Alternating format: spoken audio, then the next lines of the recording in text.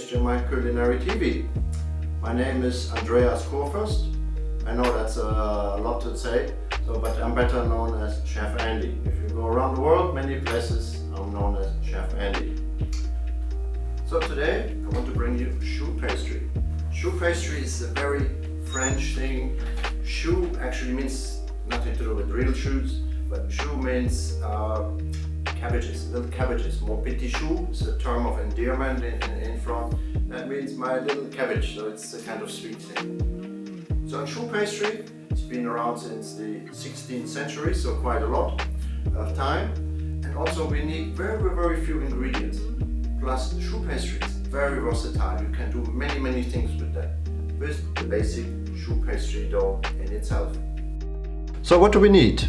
And as I said, very basic. We need flour, of course. We need butter, eggs, pinch of sugar, pinch of salt, and water. Now how does this choux pastry work? Again, a lot of water with flour and the butter we cook together into a dough. Then after the dough has cooked and cooled, we add the eggs to that.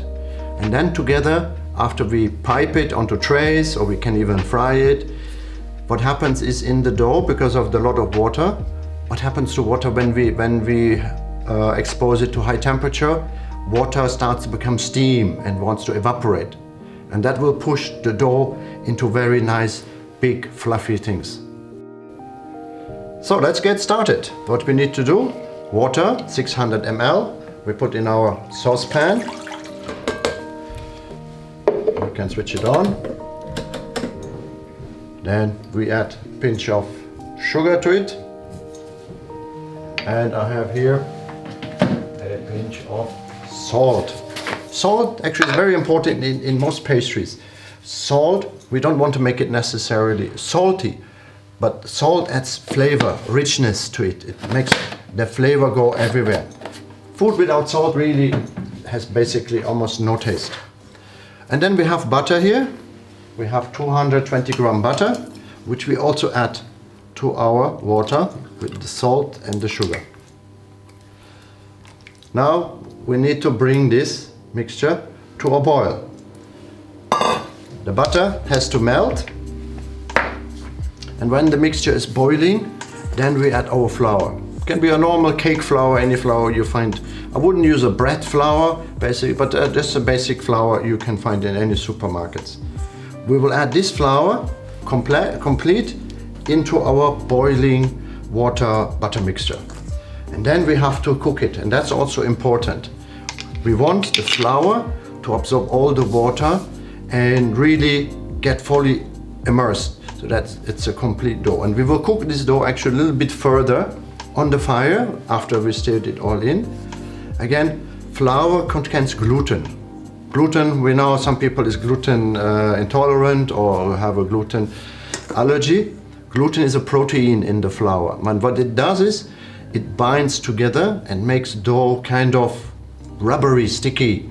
But that will give us then, especially for bread, will give us a nice lift, and we get all the nice tiny little bubbles in the dough. So let's wait a few minutes till this comes boiling, and then we add. So as you see, now our butter and water is boiling. The sugar and the salt, of course, has melted. So now we stir in the flour, and as I said, in one shot, all of it. And now we need to put a little bit muscle power. We need to stir this all in and cook it into one big dough. And that should also come off the pan. You will see it. It will not be a sticky, gooey thing. It will be coming off the pan and be kind of a Play-Doh kind of thing. There we go, see?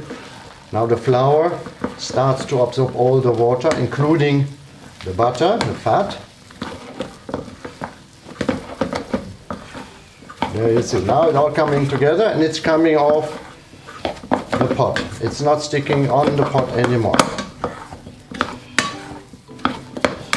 But again, it's important to continue to cook this process a little further. Again, for the gluten which is in the flour, all wheat flour has gluten, more or less. For it to come out, for the gluten molecules to come together and give this kind of rubbery thing. And in German we call this also Brandteig. Brandteig is kind of burnt dough. We don't want to burn it, obviously, but we want to see, if you can see in this camera here, the bottom of the pan now has a white film. So that is what we want. That will take a few minutes of stirring. Of course, we can't just sit there and wait for nothing. We need to stir that dough. And it's a beautiful dough. And again, basically we have 3 ingredients. We have butter, we have flour, and we have water.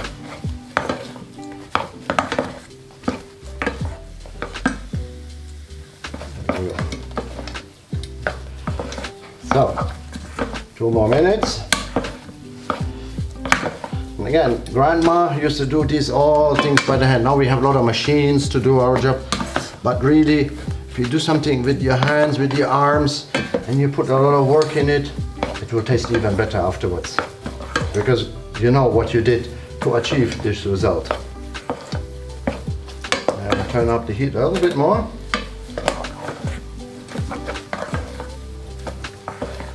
Almost there. And that's another thing in cooking and in pastry. It takes a bit of time. Okay, this one gets loud now because the ventilator is going on.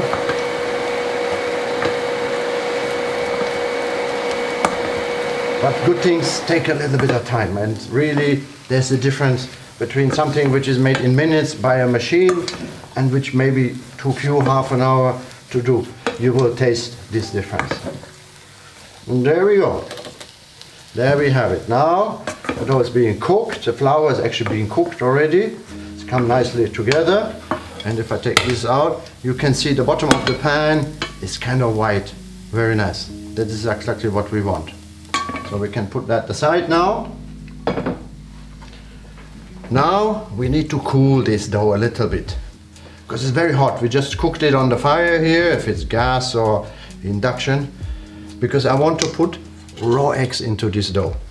Now if I put the eggs right away in, the eggs will start to cook before we put the item in the oven. So you have a beautiful marble table here, and this is to cool the dough. It doesn't need to be completely cool, just cooled enough so it won't cook the eggs once we put the eggs in. It's still a little bit warm, but it's not hot anymore. So now we need to transfer it to our machine bowl. Again, we have nice equipment, we have the technology, we have the machines, so might as well use it. So put it down. Of course, machine will make a little bit of noise, and then we add, and on slow speed, no need fast. Now we have the eggs. Also important is that we put the eggs in one by one at a time. We let it mix in at a slow speed. Again, do not go on fast. It's time consuming, yes, but it is well worth the effort at the end. So now you can see the egg gets mixed in. Now we add the next egg. And we continue that system, eggs one by one, until they're all mixed in. You don't see the egg anymore. The dough is getting smoother and smoother, and all the eggs are incorporated in the dough. There. Looks a bit dry again. So the next egg. Now the quantities of eggs is a little bit, how you say, not complicated, but it's a bit difficult at times. Because most recipes tell you should use 3 eggs, 5 eggs, 10 eggs, whatsoever. What they don't tell you, some do, some don't. For instance, the size of the egg. Sometimes you have small eggs, sometimes you have bigger eggs. What is important in the end is this dough, not so much the quantity of eggs. Again, as you can see, eggs have been incorporated. We add another one. We have to stop adding eggs if the dough consistency is correct. Not when the recipe says put this many eggs. It could be enough eggs, it could be too much eggs, it could be not enough eggs, just by the size of your eggs. So therefore, I always add one more egg, but I will add only watching my dough. Now you also notice also the dough will get smoother because the eggs, it's kind of watery, it adds liquid, it gets softer. But we want it at that right consistency, which again, recipes, different flours everywhere, different size of eggs, cannot really exactly tell you. And that's why many recipes you'll see, it says approximately 4 eggs, about 4 eggs, because of this. So we need to add eggs, and then we watch the dough unfold. And I can show you what consistency of dough you want. That is by viscosity, I think it's called. Viscosity is kind of the fluidness of things, the thickness.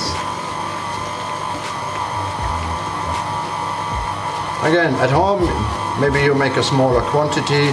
You can do by hand, but it's a lot of muscle power and it takes a lot of energy, a little bit too much energy, I think, then it's worth it. So we use the machine. But again, crucial, slow speed and eggs one by one.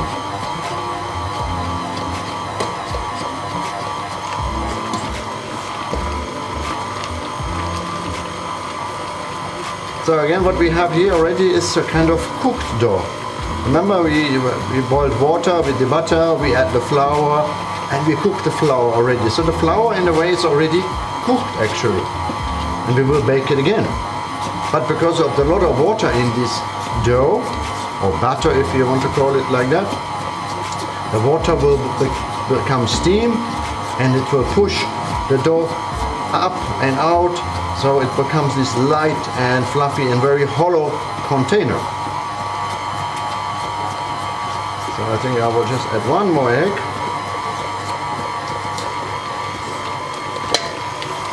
The problem is once you have too much eggs in, you cannot just add flour or other ingredients to make it thicker again. So it's better have a little bit less, check it, then proceed. Almost there, I think. It's a very good machine, KitchenAid. I love this machine. Very sturdy, very powerful, and most of the parts are metal, not like some of the cheaper versions where there's a lot of plastic and so. These very tough machines. So now I think we're almost there. What I now check for the consistency, what I remove now, our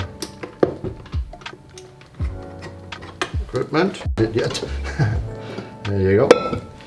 So what I'm really looking for is that when you pick up a spatula like this, and then you hold it sideways, and then it runs down, and you have this kind of like a nose drop, whatever. You see, slowly it runs down, and again it has this kind of beard, if you want. This is what we're looking for. Perfect. Slowly running and making this long thing every single time. If you have not enough eggs, it will not run like that. It will be thicker. If you have too much eggs in, it will run much faster and just drip like a butter almost. So this is our dough. That is now ready to be shaped, to be baked or fried even. So I'll put that to the side for the moment. Everything beautiful. Now it's a bit colder. Starts to run a little bit slow, but still okay, still coming now. Beautiful, look at that. Yes, the long nose. Now it's time to shape it. It's very sticky, so you don't want to use a spoon or something. We use piping bags with nozzles. And we have a variety of sizes. We have the star nozzles here, and we have what we call the plain nozzles. Different sizes, different purpose, obviously. So we start with the star nozzle. And how we fill a piping bag is we fold the bag over, so a little bit more than halfway down, over the hand. I'll make kind of a U or a C shape with that. Now I have my hand free, I can pick up the dough and fill my bag with it.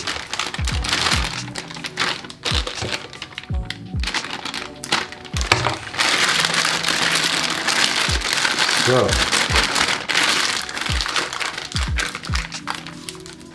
right, so now I have my choux pâte in the bag with the star nozzle. So here I want to make a fried choux rings, for instance. So I have a tray and we use paper. Normal butter paper, sandwich paper, grease-proof paper, there are many names for the same thing, but it's kind of non-stick.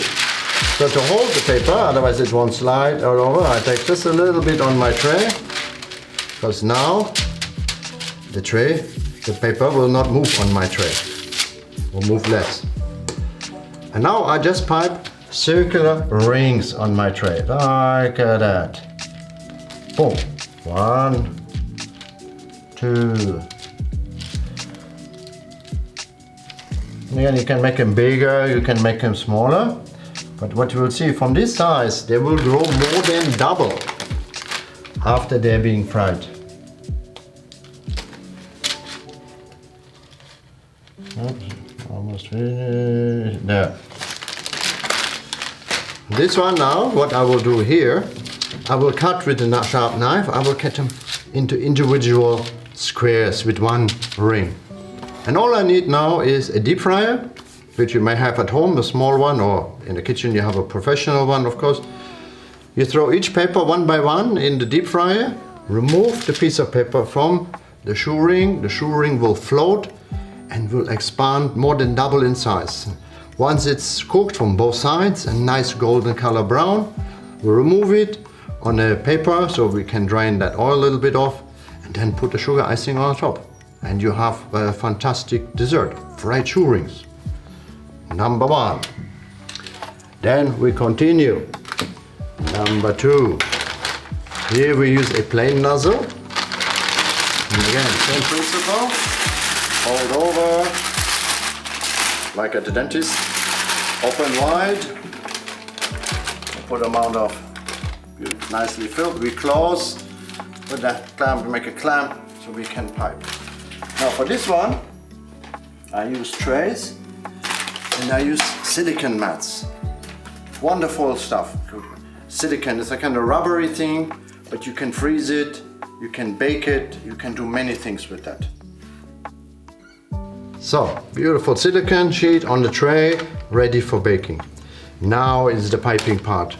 And that's really only a skill you can do by practice, because the amount of pressure you put in, the angle of your nozzle, the speed you're moving, all this plays a role in giving shape and size and everything. So now we want to make eclairs. Everybody loves eclairs. So we pipe here, a row, keep going, like long. Then I stop and then move up. You see? And get this nice roll, stop, and move up. Sometimes it's very hard to do it slowly when you used to do it very fast. And again, remember, they will come more than double. So here, this one is a perfect one. Okay? So this is eclairs. Now we want to make something also French. I hope I got it right. Sorry if my spelling is wrong, pronunciation. Cygnets, it's a kind of swan thing. So same nozzle, but with a little bit different angle, a little bit different pressure. So we press here, press it more, make a big blob, and then reduce the pressure and let it go. So we want to make it sort of like a pear or a tear shape, if you want. So again, same, and then go very slowly. Oops, there's a bubble. So like that, you see? And one more. There, that one not so nice, but okay. So then, also ready for baking. Eclairs, and this will be our swans later on. But we're not baking yet because we still have dough. We want to make a little bit more.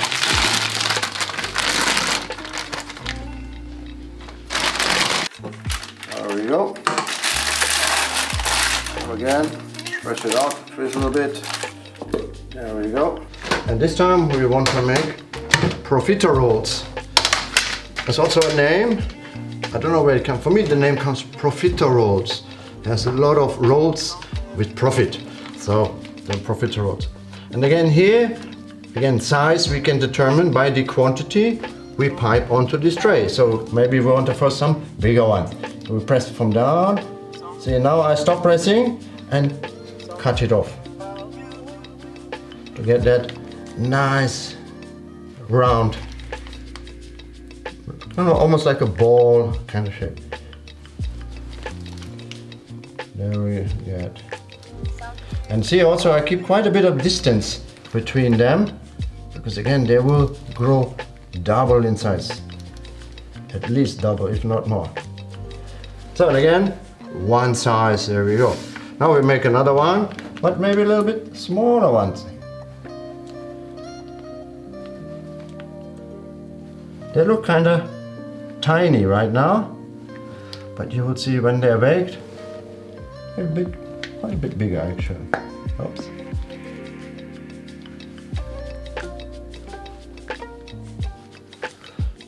And see, this is what I'm doing here, this kind of thing. This is really a skill, a learning base. So now we have profiteroles, big, can make it even more bigger, small to medium size. Now this is ready for baking. But still we have one more thing. Again, a nozzle, smaller one.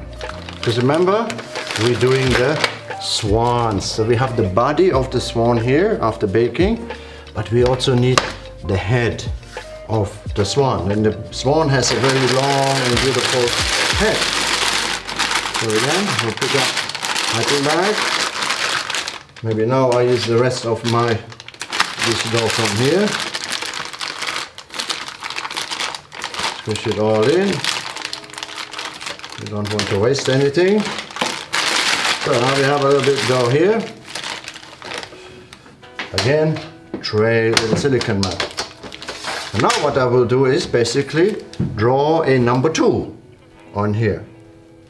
This will be the head, the neck for the swan. So now I press again, lightly round, number 2, there we go. And I make the bottom part double line. There we go. It's a real number 2 actually.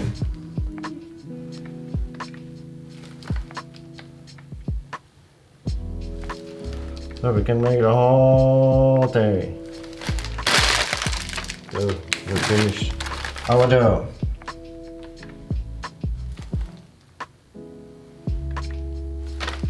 Maybe one more. That's not too nice. Okay. So this is the dough. We'll have our fried Choux rings there.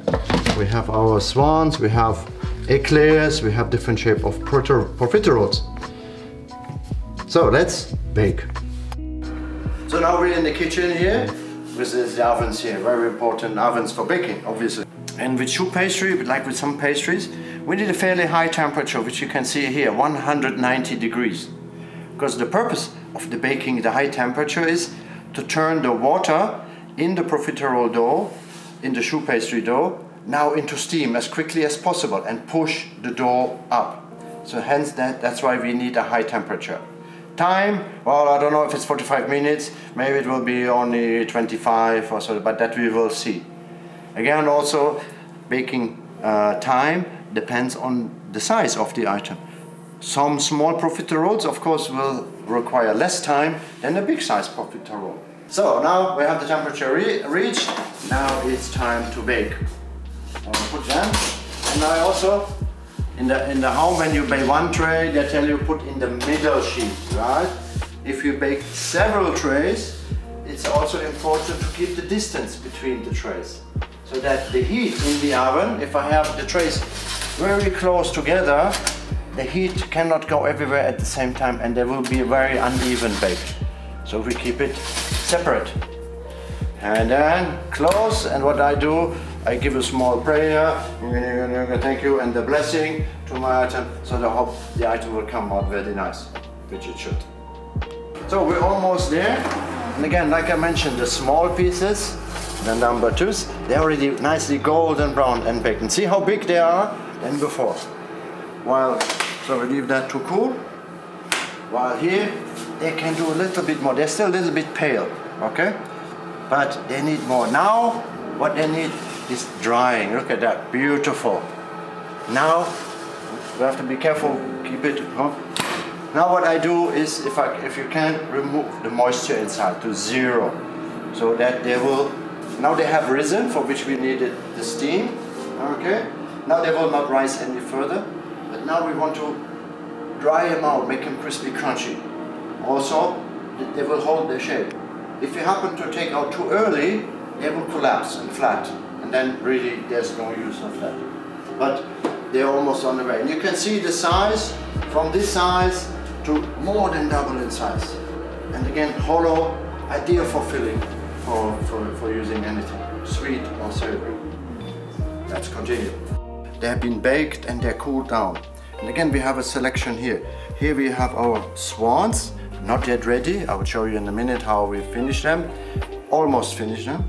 We have our Profiteroles, and again, they look a little bit like tiny cabbages, right? That's hence the name, choux, petit choux. Different sizes, again here, for a starter or dessert with the custard. And fruits inside, or smaller ones. Here, tiny one, bite size for canapes. And again, the choux pastry in total is a neutral dough. It has neither too much salt, neither too much sugar. So we can use it for sweet or for savory. In the Middle East, we fill this with the hummus or with the mutabel, kind of salad. Nice. Eclairs, very famous French. Long shape, okay, ready to be filled. And I can show you what inside here. Or if we take one of the profiteroles, if you cut open, and if you look and say, hey, there's nothing inside. So it's perfect for filling. So we can put in here salad, lettuce, custard, cream, chocolate mousse, anything really. And it's beautiful, crispy, and then maybe even can close it or we can keep it open so the filling comes out. It's a beautiful thing. Here we have our fried choux pastry. Same dough as this, we just fry and see how big they became. They also become more than double in size. And what you see on top is just a little bit icing sugar with water, maybe a drop of lemon juice on the top, and it's fried and it's crispy. Many countries have this one. For instance, the Mexicans, the Spanish, they fry this one, keep a little bit less egg in the dough, long sticks, fry it, roll it in sugar with cinnamon, you have churros. Perfect. We could do also here, I did this also, the dough which we have before, but into the raw dough, before we pipe it and bake it, we add some grated cheese in. So then we pipe it, we'll put a little bit more cheese on the top, cheese puffs. Again, you can add spices and herbs, color if you want, so many things again. And the swans I wanted to show you. So we have our body of the swan here, and that is the number 2, right? The number 2. So now we cut the swan open, and that we will do on the next show. So maybe I just want to show you, give a little bit of a teaser there. Okay, so we cut this open, nice crispy shell. So here I would fill in a cream or a custard, ideally something white. And I cut this, the top, again into half. That now we have the wings of the swan. You see where I'm going? So we have the wings, and this is the head of the swan. It will be easier to do once we have the cream in, but you get the picture. There we go, look at that. Another thing is, I love to serve this as Valentine's Day, because if you have 2 swans with the number 2 almost facing each other, you have love. Isn't that perfect? Fantastic. 2 of these with sauce strawberry sauce, again red, color of love, beautiful cream-filled swans. Fantastic. I love it. And again, simple. Flour, water, butter, eggs. That's it. And the filling, You could even put ice cream in there. How about some vanilla ice cream or something in there? Ice cream filled ones. Again, so many options is available there to you. Beautiful stuff. Love it. So until next time, when we finish all these fillings and stuff, I will show you also a traditional wedding dessert cake in France. It's the croquembouche, which is basically small profiteroles filled with a custard or cream, and then all stuck together with caramel, crispy, crunchy caramel, stuck together in a pyramid. It will look beautiful, and all your guests will love it. So, with that, until next time, bada bing, bada boom, best wishes and great dishes.